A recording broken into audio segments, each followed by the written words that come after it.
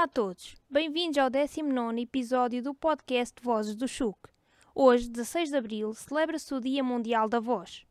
Comemorado desde 2003, este dia tem como objetivo a promoção da saúde vocal e a prevenção de doenças da laringe.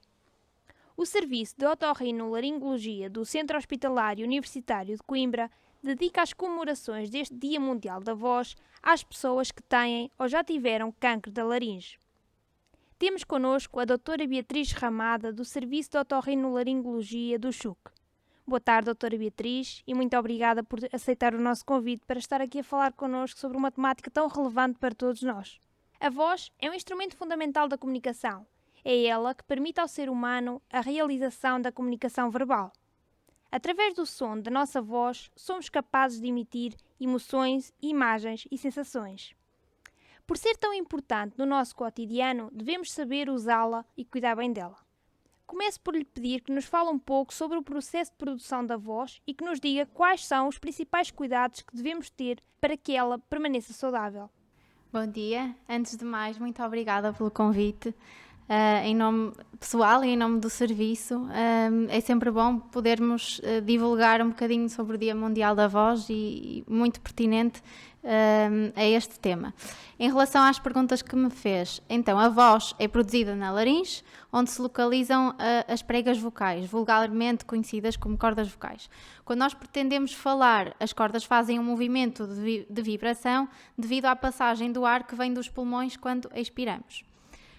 A partir daí, o som que é produzido vai ser amplificado e modificado pelas cavidades de ressonância e pelos órgãos de articulação, nomeadamente as bochechas, os lábios, a língua e os dentes, que trabalham todos em conjunto para a produção das vogais e das consoantes e depois conseguimos produzir uma fala inteligível. Então, a fala é o som articulado e moldado a partir do som resultante da vibração das pregas vocais, e o que as pregas vocais fazem é unicamente a emissão de um som não inteligível. Em relação aos cuidados, é sempre bom reforçar a ingestão de água, a hidratação oral ajuda a manter as excreções finas e fluídas e, portanto, permite a hidratação das cordas vocais. É importante evitar o pigarreio, aquele som que temos muita tendência a fazer. Isso cria um stress muito grande nas cordas vocais e não é benéfico. Temos também que terem atenção, por exemplo, a gritar ou berrar, falar muito alto, que gera uma tensão exagerada também nas cordas vocais e, portanto, devemos falar sempre de forma suave, pausadamente, respirando também de modo adequado para permitirmos um bom suporte respiratório. Em pessoas que usam a voz profissionalmente, é muito importante fazer o aquecimento das cordas vocais e depois do esforço vocal voltar a fazer alguns exercícios. E nos períodos em que tivermos algum problema, nomeadamente uma disfonia ou algo do género, devemos sempre repousar as cordas vocais tal como faríamos com qualquer outro músculo ou outra queixa que tivéssemos. Como médica e especialista de otorrinolaringologia, considera que as pessoas, de uma forma geral, estão despertas para a importância de cuidar da sua voz? Eu acho um bocadinho difícil de generalizar. O que nós temos alguma noção profissional é que as pessoas que usam a voz para o seu trabalho têm um bocadinho mais de atenção nos cuidados que devemos ter. A generalidade da população acaba por despertar para a importância de cuidar da voz quando já tem algum problema e quando acontece alguma coisa. Quando a voz não é bem cuidada, as pregas vocais, vulgarmente conhecidas por cordas vocais, sofrem lesões e podem surgir algumas doenças. Quer falar-nos sobre os tipos mais comuns de doenças que podem surgir? Então, se dividirmos assim de uma forma muito geral, temos alterações benignas e malignas. Resumindo rapidamente, as alterações malignas é então o cancro da laringe, sempre que o mais comum é o carcinoma epidermoide ou carcinoma de células escamosas, mas existem outros tipos histológicos. Mas então, se pegarmos nas alterações benignas, temos um leque muito vasto de patologias que vão desde as lesões de massa, muito conhecidas como os nódulos, os pólipos, os granulomas, que normalmente estão relacionados com o abuso vocal, com refluxo faringolaríngeo e às vezes com algumas infecções. Temos depois alterações funcionais, como é a disfonia por tensão muscular ou outros distúrbios de movimento. Nesse grupo temos incluído as paralisias das pregas vocais, que podem ser uni ou bilaterais, e estas que também acontecem em diversos contextos. Podem acontecer num período pós-infeccioso ou durante uma infecção, podem ser iatrogénicas, podem acontecer depois de um acidente vascular cerebral, por exemplo. Dentro ainda das alterações benignas, temos as doenças infecciosas ou inflamatórias, tal como a laringite aguda, e essa sim também muito comum em contextos infecciosos, mas também relacionada com o refluxo faringolaríngeo e com outros fatores alérgicos. E dentre estas doenças da voz que acabou de nos falar, hoje damos especial atenção ao cancro da laringe. Quais é que são as causas mais frequentes para o aparecimento desta doença? O que nós sabemos é que o tabaco é o principal fator de risco. E o problema tabágico associado ao alcoolismo crónico aumenta exponencialmente os problemas da voz, nomeadamente o risco de cancro da laringe. Eles trabalham de forma sinérgica.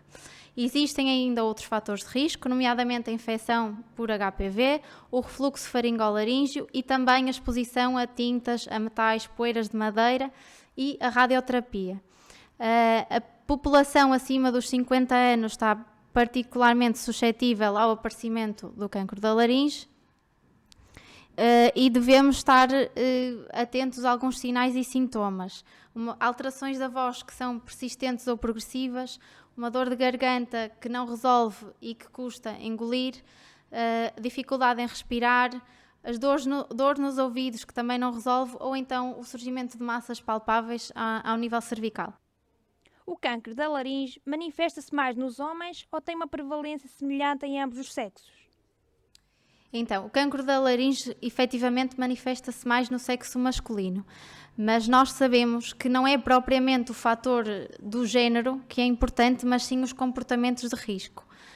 O sexo masculino tem tendencialmente uma maior prevalência de consumo tabágico e de consumo alcoólico e, portanto, está mais associado ao sexo masculino. E já que abordamos a prevalência, permite-me dar aqui alguns números. Portugal é o terceiro país da Europa com maior incidência do cancro da laringe. Anualmente em Portugal surgem cerca de 1000 casos e morrem mais de 400 pessoas com cancro da laringe. Portanto, é uma doença muito prevalente e muito importante de falar. Quais é que são os tratamentos mais frequentes para o cancro da laringe? Temos várias opções de tratamento. A cirurgia é o número 1 e como médico otorrinolaringologista, aquela que acabamos por ter mais contacto, não é? Podemos ter cirurgias de remoção total da laringe ou de remoção parcial da laringe. Ainda temos as cirurgias a laser, que englobam procedimentos mais simples e que são passíveis de serem realizadas quando o cancro da laringe é diagnosticado num estadio precoce.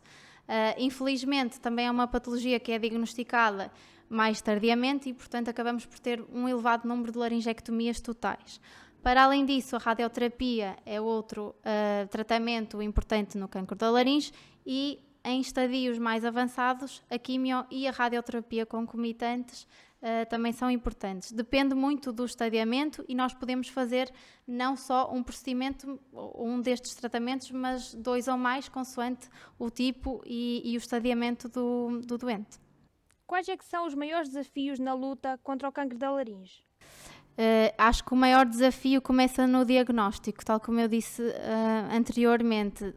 Infelizmente é muito diagnosticado tardiamente e isso implica um tratamento mais radical, muitas vezes uma cirurgia mais extensa, que se fosse detectado previamente poderíamos fazer uma cirurgia menos debilitante ou então apenas radioterapia, por exemplo, que traz sempre as suas consequências, mas não implica um ato cirúrgico. Outro dos maiores desafios é que há um desconhecimento geral dos sinais de alarme e, infelizmente, a sobrevida dos doentes com cancro da laringe não tem melhorado nos últimos tempos, apesar da melhoria dos tratamentos. Portanto, a qualidade da radioterapia, da quimioterapia, até da qualidade cirúrgica que o aparecimento do laser, por exemplo, não é? Permite-nos cirurgias menos invasivas, com cicatrizes mais pequenas. No entanto, a sobrevida não tem melhorado, o que é mesmo sinal de que isto é diagnosticado muito tardiamente. De forma a celebrar a importância da voz humana, este ano o Serviço de Otorrinolaringologia do CHUC tomou a iniciativa de formar um coro com doentes laringectomizados e profissionais de saúde. Quer falar-nos um pouco sobre este projeto, como é que ele nasceu e que expectativas espera alcançar? Então, este projeto foi um desafio do nosso diretor de serviço, o Dr. Jorge Miguel, que propôs, sensivelmente em dezembro do ano passado, à nossa terapeuta da fala, a doutora Joana, a criação do coro.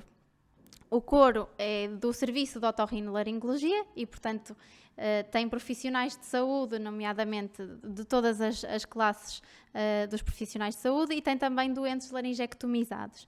Neste momento fazem parte cerca de 12 pessoas e a nossa primeira atuação vai ser no dia 17 de abril, de manhã, no Serviço de Otorrinolaringologia, para celebrar então o Dia Mundial da Voz. Nós pretendemos não só dinamizar a parte social dos nossos doentes laringectomizados, mas também, desta forma, permitir a divulgação do cancro da laringe e permitir que as pessoas conheçam e que estejam sensibilizadas para este tema. Neste Dia Mundial da Voz, quer deixar alguns conselhos para os nossos ouvintes? Quero. Acho que a maior palavra para nós é mesmo a prevenção. Sabemos e temos vários estudos que comprovam que os fatores de risco e os comportamentos são os principais fatores para o aparecimento do cancro da laringe. E, portanto, antes de pensarmos em melhorar os tratamentos, que sem dúvida é muito importante, temos que pensar em prevenir a doença. E, portanto, o fumo do tabaco e o alcoolismo crónico são, sem dúvida, os maiores fatores para o aparecimento do cancro da laringe. E a todas as pessoas que fumam, nós sempre que os vemos na consulta acabamos por fazer um bocadinho um ensino para a saúde, para alertar para esta temática, e por ser tão importante a prevenção, foi por isso que o Dia Mundial da Voz também foi dedicado a este tema este ano. Muito obrigada, doutora Beatriz, pela sua participação neste podcast. Obrigada eu. Caro ouvinte, quanto a si que nos acompanha, esteja atento a variações na qualidade da sua voz. Se tiver alterações persistentes, consulte um médico. Ouça a sua voz. Subscreva o nosso canal para não perder nenhum episódio.